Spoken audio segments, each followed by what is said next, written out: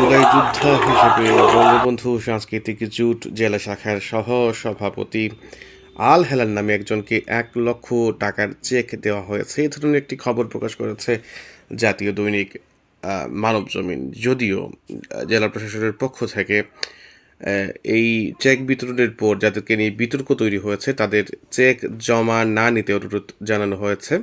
Senior সাংবাদিক, police এবং প্রশাসনের সমন্বয়ে তদন্ত কমিটি গঠন করা হয়েছে এবং তাদের বিরুদ্ধে যে অভিযোগ উঠেছে সেটা তদন্ত করা হবে, যেটা আপনি জানিয়েছেন গণমাধ্যমকে। তদন্তের পর প্রয়োজনীয় ব্যবস্থা গ্রহণ করা হবে। যাই হোক, আমরা মানবজমিনের খবরটা যদি একটু দেখি তাহলে মানবজমিন লিখেছে যে অতিরিক্ত জেলা প্রশাসক সমর কুমার পালের সভাপতিত্বে চেক বিতরণ অনুষ্ঠান গত শনিবারে হয়। তখন ২৩০ জন জুলাই যোদ্ধাদের মাঝে ১ লাখ টাকা করে ২,৩০,০০,০০০ টাকা আর্থিক অনুদান দেওয়া হয়।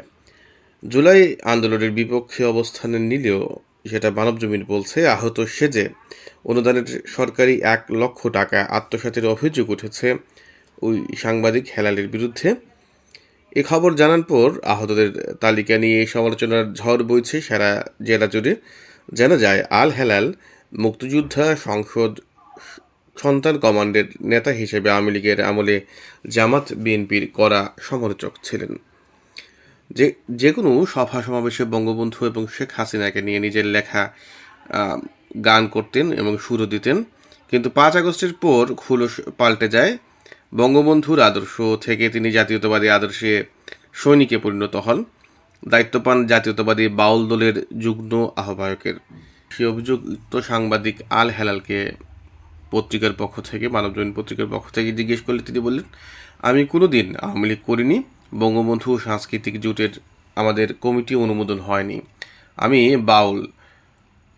আমি বাউল মানুষ, তাই গান গিয়েছি। জুলাই আন্দোলনে আমি চোখে হাতে আঘাত পেয়েছি।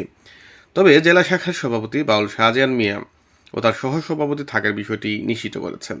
বৈষম্য বিরোধী ছাত্র আন্দোলন সুনামগঞ্জ জেলার সদস্য সচিব মেহেদী হাসান সাকিব, আল হেলাল নামে কেউ সুনামগঞ্জে কোথাও আন্দোলনে অংশগ্রহণ করেনি। তিনি আওয়ামী লীগের সহযোগী সংগঠনের সহসভাপতি। আমাদের কমিটি হওয়ার আগেই প্রশাসন কিছু মানুষকে তালিকাভুক্ত করে নেয়, সেই সুযোগে হয়তো তার নাম ঢুকেছে। উনি কিভাবে তালিকাভুক্ত হলেন এসব ব্যাপারে তদন্ত করা উচিত এবং এটার তীব্র নিন্দা জানাই, তিনি বলছেন। যে বৈষম্য বিরোধী আন্দোলন ছাত্র আন্দোলনের সদস্য সচিব মেহেদী হাসান সাকিব। সুনামগঞ্জ জেলার প্রশাসক ডক্টর ইলিয়াস মিয়া চেক দেওয়ার পর এই বিষয়টা জানতে পেরেছেন এবং যেটা প্রথমেই বললাম যে একটি তদন্ত কমিটি গঠন করা হয়েছে এবং সেই অনুযায়ী জেলা প্রশাসন, সুনামগঞ্জ জেলা প্রশাসন কর্তৃপক্ষ সেটা একটা ব্যবস্থা গ্রহণ করবেন।